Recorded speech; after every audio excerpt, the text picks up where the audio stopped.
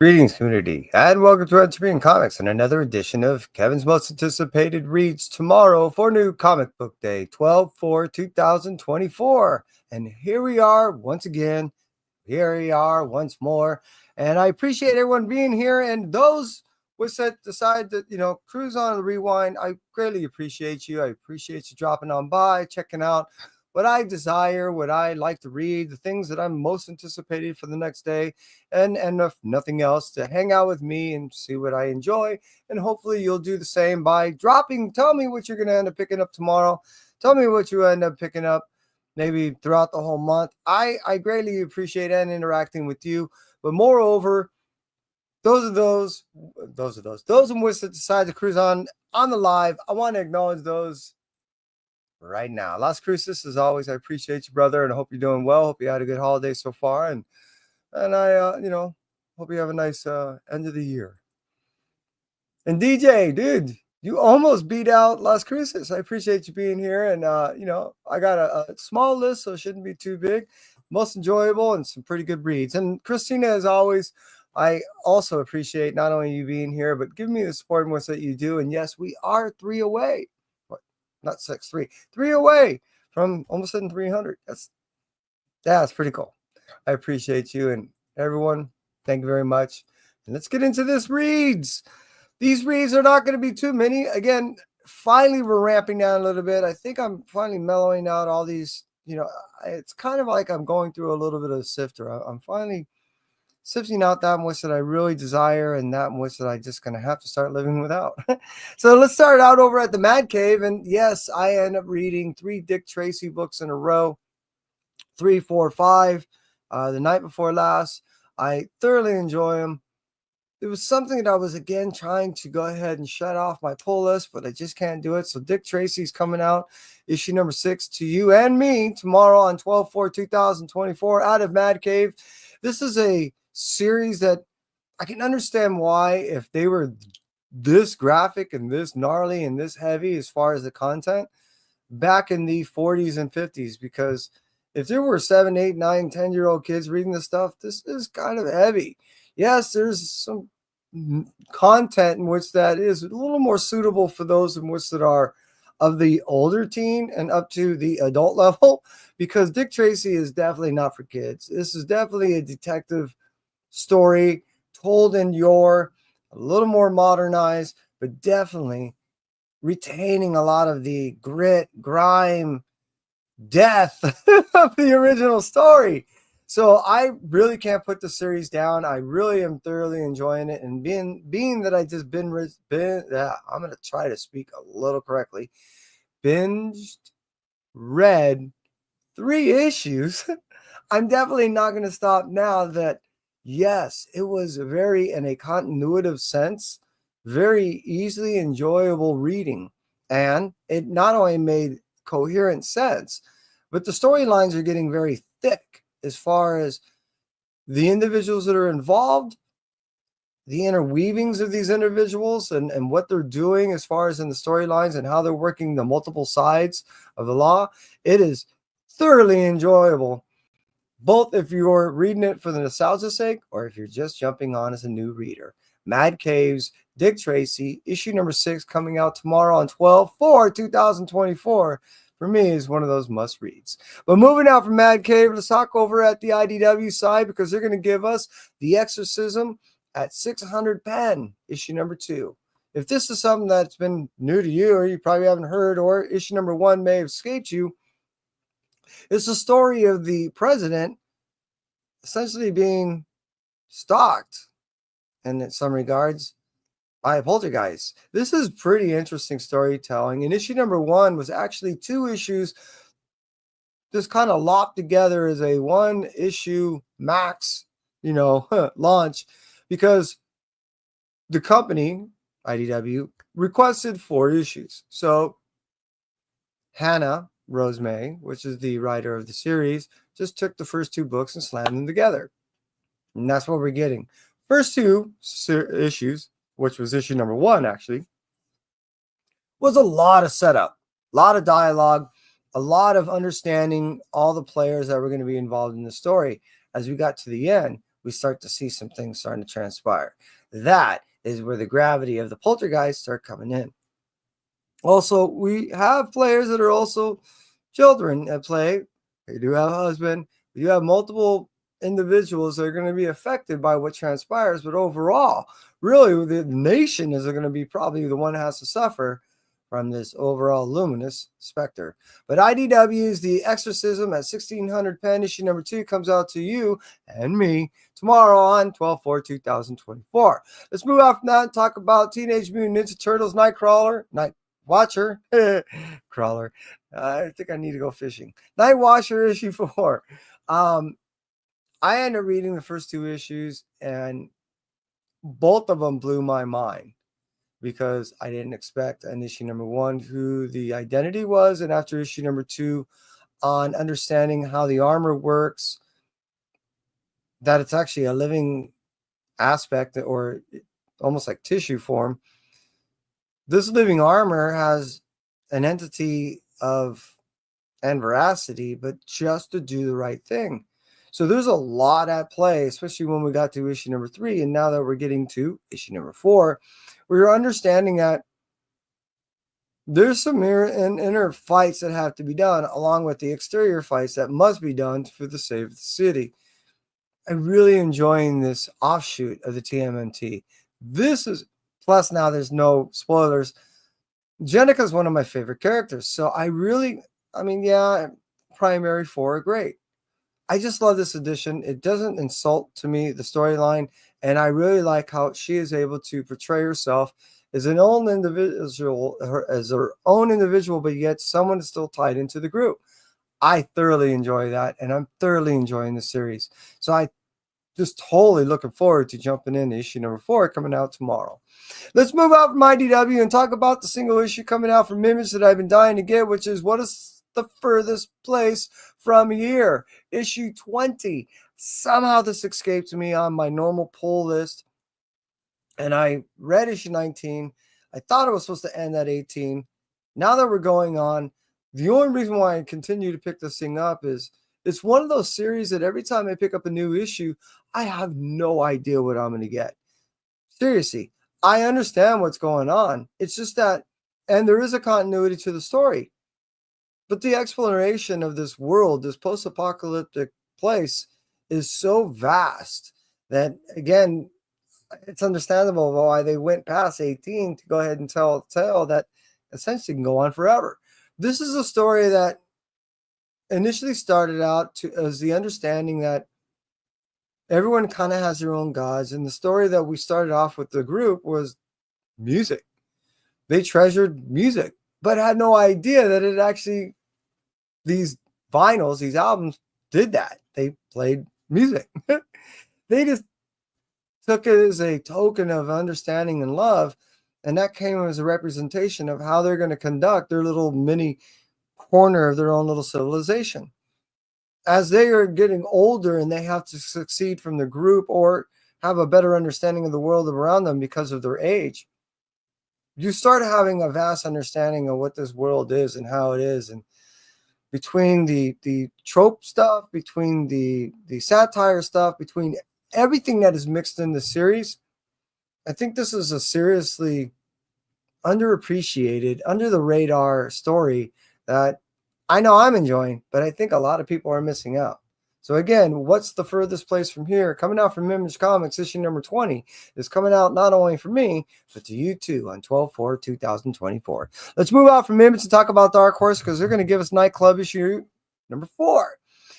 Nightclub is a series that I thoroughly enjoy, coming out from the Miller Group, with all the vast franchise he does and he does well. I'm looking forward to not only this becoming one of its own, but I think a little deeper exploration into this universe of itself. I am loving the idea of taking vampires and making them heroes. And the fact that they're teen heroes at that, dealing with adult nightmares of the real world, is pretty cool, pretty fresh, and pretty fun. So that's why Nightclub issue number 4 is one of my most anticipated reads tomorrow on New Comic Book Day Wednesday. Moving out from Nightclub, let's talk about Survival Street issue number 3. This is Survival Street, The Radical Left. issue number 3. This is a story that is how should I say? It's giving you the impression and it's giving you the understanding that it's definitely not a kid's story, but it's told in the Sesame Street style form.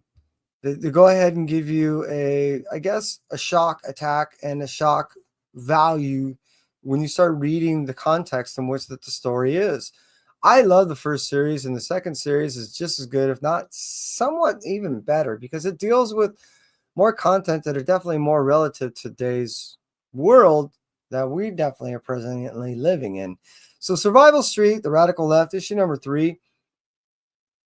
There's a lot more than the surface level of being told in the story. There's so much political, there's so much social, there's so much everything in this book that is, when it's not taken for this total seriousness, but at the same point, it's taken for what I believe the message is supposed to be delivered. I think the understanding and the appreciation is there, and that's why I've been picking it up. So, Survival Street is definitely one of my most anticipated reads. Let's move off from that and talk about Turtles of Grayskull. That's right. We got another Teenage Mutant Ninja Turtle story, but along with, well, you guessed it, He-Man. The first issue made me laugh over and over again. The second issue gave me a little bit of understanding of really what they're dealing with. And it no longer invoked any laughs. I was finding great difficulty finding any humor of what's going on because, yikes, I understand what He-Man has to deal with, especially as we all know, as a lot of writers like to do, when you deal with real life situations, when you deal with heavy life situations, and then you put that on the shoulders of a kid, that tends to give us a little bit larger appreciation for the storyline because we take in consideration of what lies on those shoulders and what resides in the head of just a child that has to sit there and act as an adult to save the world in some regard, or the universe. So I do get a high appreciation for those stories. I am a sucker and a half, and that's probably one of the reasons why I like Spider-Boy so much, because it directly taps into that type of story. So again, with the Turtles of Grayskull issue number 3, I'm looking forward to see what they get with the culmination of what they did with issue number 1, and now with issue number 2. What is the result with issue number 3? Moving out from the Dark Horse place, and let's talk over at Marvel, where we're going to end with 4 titles from them, starting off with the Ultimates issue number 7. We're winding down. We're getting close to the inevitable of, a couple appearances that we're still. I know I'm being vague, but the reality is we only have a few more issues until the shit comes down. And what we're getting with issue number 7 on the Ultimates is still some first appearances. It's still a formation of groups and how these groups are going to assess them, not only themselves, but how they're going to deal with the imposing threat that's coming. So again, for me, Ultimates issue number 7, with the Ultimate storyline, this gives us the timeline of what all these other stories are going to amount to when it comes to the appearance of these impending doom. So Ultimates, like I said, it's kind of that stopwatch, that countdown of what we get. And as we count up with each issue, we're counting down with the inevitable. And that's what I think I'm enjoying with this Ultimate series, is not just the storyline in itself, but knowing that as I get through every successive issue, we're getting closer to the inevitable, which has been, I guess I'm getting a little, I don't know, over anticipated with, come on now, send in the doom. I want to see the maker. I want to see there's a lot I want to see. So again, with me, with the Ultimates issue number 7, it's just further setting up what I know is inevitably going to come. Let's move out from the Ultimates and talk about Spider-Gwen, Go Spider, issue number 8. I just read issue number 7, and it was another one of those series that I was not trying to actually even buy in the beginning. After buying issue number 1, then 2, then 3, I was like, all right, I'll just do the first arc. Here we are with issue number 8. After reading 7, I was like, I can't put this away. How many more issues are coming out? I really don't know, but I've been really enjoying the series, and it's just been one of those kind of palate cleansers for me, when I read something heavy, something gory, something hardcore, I could pick up a Spider-Gwen and go, oh, that was refreshing. So again, it allows me to go from, I don't know, like a nightclub to a Spider-Gwen, and then it allows me to go ahead and be receptive to a Teenage Mutant Ninja Turtles and Grayskull. So yes, I'm reading the vast differences as far as the spectrum is concerned, but allowing me to be able to, in a case of something like Spider-Gwen, Ghost Spider issue number 8 coming out tomorrow, Wednesday, 12/4/2024, allows me not only enjoy a story that's been relatively, again, solid and pretty consistent, but it's also my palate cleanser, so I enjoy it thoroughly. Moving on from Spider-Gwen, let's talk about Miles Morales, issue number 27. Dude, you're dealing with some serious stuff. Black Panther is now in the mix, and we're dealing with some serious issues between the two. Miles is losing it. After the ramifications and dealing with what, his, no spoilers here, knowing that he's a vampire and he's dealing with the symptoms that are starting to really take over, we've had to basically build a suit for him. We had to do so much. He's still losing it. So he's having difficulties dealing with his newfound curse. And we're dealing with the fact that we're having individuals trying to help him and losing themselves in the process too. So I've been really enjoying not only what Cody Ziegler has been doing with the story, but the ebb and flow of what Miles has been having to deal with, not only with himself, not only with his loved ones, but when he had to go ahead and save the world, he had to go ahead and rid the world of vampires and then became one himself. So he's dealing with some serious things, and I've been enjoying this series so much that it was almost this close from making my most anticipated read. However, those in which that know me well. Those in which the cruise in and still know me well. Cap, I want to acknowledge you and appreciate you for being here and catching my most anticipated read, which is this week's Blue Light Special. Is the all-new Venom. Yes, I'm a symbiote slut. Can't help it, but I love it so much. And I've been talking about this almost for a whole year. I've been talking about how we're getting the split between Venom, how we knew that there was this Kodak link. This was in the beginning of the year. We knew that there was an impending war. We just finished that up a little over a month ago. We knew that we were getting an all-new Venom when we saw some first appearance stuff coming out. And we knew that we weren't going to get a symbiote that quite like we've seen before. This is literally an all-new Venom. What is it? I don't know. My shop is having problems, and this is another PSA for those in which that are out there. There are some delivery issues still imposing and bringing some, problems to certain facilities out there in the nation. So please be patient to the person on the other side of the counter if they say they don't have your pull list yet. Things are jostling around in the warehouses, and what I'm getting at is not all books arrived at all the shops in which that I went to, not only today to check to sure that they got their books for tomorrow, but some shops are not going to get them until Thursday. This carries off from last week, and it's going in possibly the next week. Just have that understanding, and plus make that understanding that, yes, New Comic Book Day is going to happen on a Christmas this year, which basically pushes it into a Thursday also, which I'm hearing is pushing things as far as all deliveries are concerned. Just saying. So what am I getting back to on this Blue Light Special? An all-new Venom. I can't wait to read it. I can't read it right now because I can't have it. I don't have it because my shop didn't get it. The reason why is they're still having problems. Hence the hardcore anticipation of my most anticipated read. It's making me blue.